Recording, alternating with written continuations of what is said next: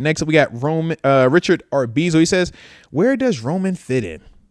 I see him similar to Calvin Austin, but 19 just had a leap.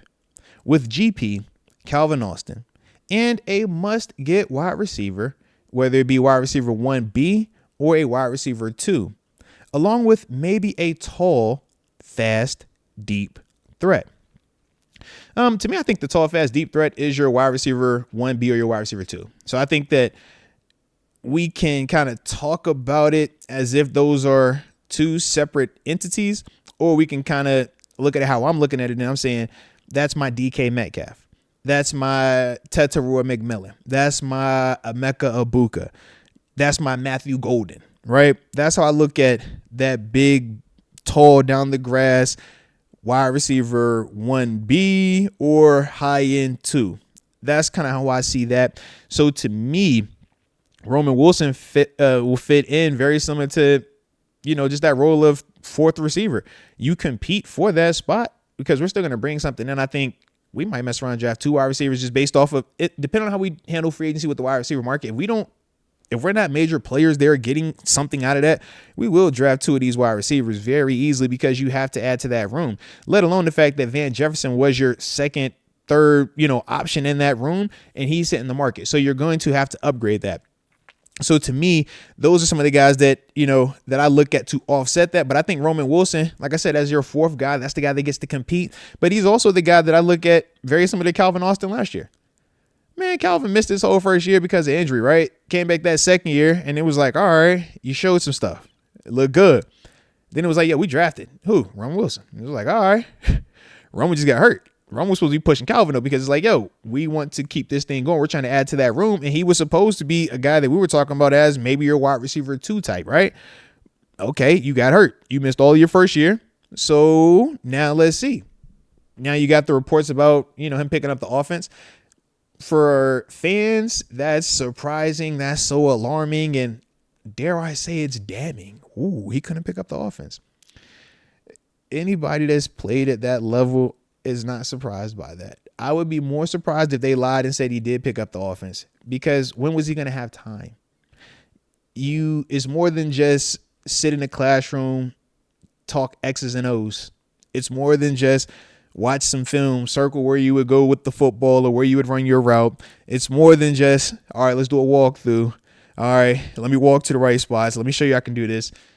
Now you got to actually practice it. It's more than just let me show you I can do it in practice as well. So you see how many different checkpoints he has to get to just to even get a helmet, just to even be talked about in terms of, yo, do we want to put him in a helmet on game day? And we said he was hurt for how long? So we know the biggest parts he wasn't even available to partake in the sense of showing that he could take that information from the classroom to the practice field, and could he take it to the practice field and actually be productive as well and not just running assignments? When did he have the opportunity to do that? He missed all the training camp. When did he have the opportunity to do that? He missed how many games? The whole first 7-8 games. It's easy. Like, bro, you come back for like 2 games and then you hurt again. It's just hard to make the score. We always say it's hard to make the club in the tub, right? Basically we're saying to this, man, if you're not available, if you're always injured, you're always in the ice bath, man, you're always, having to get treatment. It's like, dang, dude, when are we ever going to see if you're nice or not? When are we ever going to see if you can process this information, if you can take the information that's being taught to you and put it out there on the field and do it at a high level? For him, that's what the question is right now. So all these different reports, yeah, they don't look the best, but I think when you understand the context of it, you're not surprised by it. Now it's going to be on Roman to see, okay, you know what it is now. How are you going to respond to it is the question.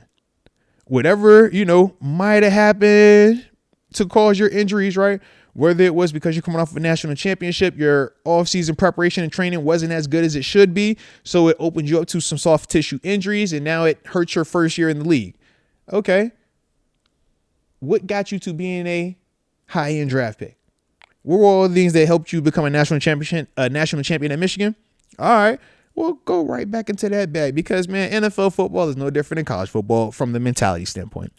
The same thing that made you a great player at the collegiate level that got you to the top of that is some of the same qualities that are going to help you continue to elevate your game, man. So for him, he just has to get back into that lab, man, stay healthy, man, and be ready to go. the repetition will help him learn the playbook. But the playbook is the playbook. People minimize Arthur Smith. Oh, man, it's Arthur Smith. Anybody can figure that out. No, they cannot. No. If you are on an NFL roster, it is the equivalent of taking high-level calculus, PhD level work, man. Like, that's where we are right now. This is the top of the top. So schematically, it's not just go ahead and run this route.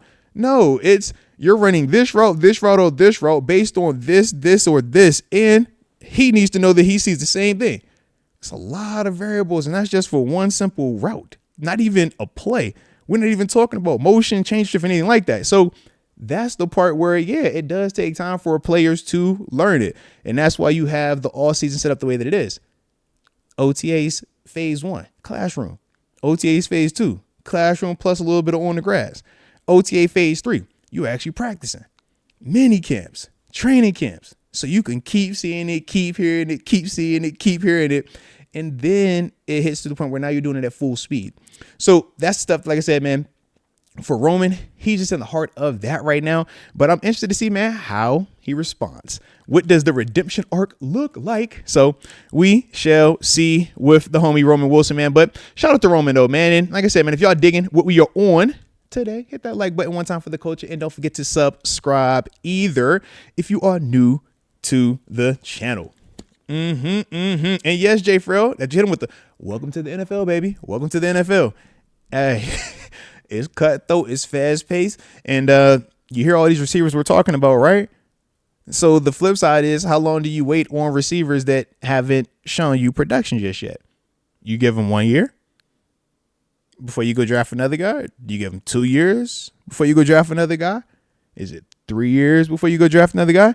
Because we're all saying the same things. We're looking at these receivers and we're like, well, hey, if that guy's available, would you go get him? Why wouldn't you? Oh, well, we got this guy. What did he do for you? He was hurt. So how long are you willing to wait on him? I don't know. It's a cutthroat league. We say NFL, not for long. All right. So with that, Roman has to understand that, yeah, this offseason, urgency is going to be key. Preparation is going to be key. But more importantly, find out whatever it takes for you to be healthy, because you don't want to be Sinquez ghosting. Right? Sinquez obviously was drafted when I was over there in Pittsburgh, but couldn't stay healthy. And even though we thought he was very talented coming out of college, he never got a chance to show it because he was always hurt. And with Roman, you don't want to fall into that category as well, man. So definitely has to be a little bit more, like I said, cognizant of that, man. And just whatever from a training standpoint he's done leading up to this point, man, let's get back into the lab, baby. Get back into the lab.